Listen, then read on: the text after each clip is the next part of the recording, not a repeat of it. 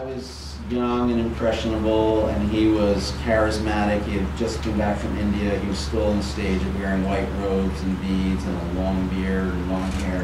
And he was quite awe-inspiring.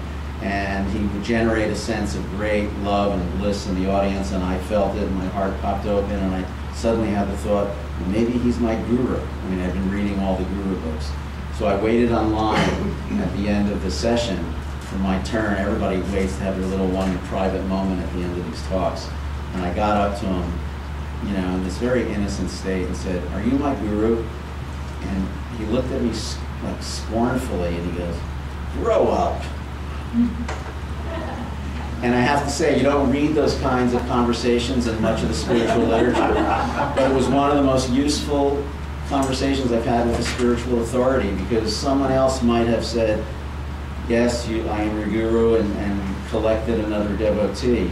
But he wasn't collecting people, and he was just responding in a very real way, and it was really, really useful. And then I remember one day, we're in a small class, and he was kind of on a kick that day of giving individual feedback. And he was talking to this person and this person, and I was over there. And then suddenly he wheels around and goes, "And you're not going to believe who you're going to turn out to be."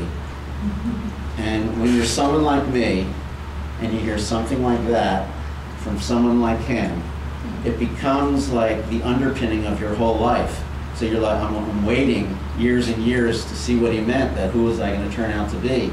And over the years, as far as I can tell, I was becoming more and more ordinary. And then when I was approaching 50, I went into the woods for 3 days to meditate and be alone.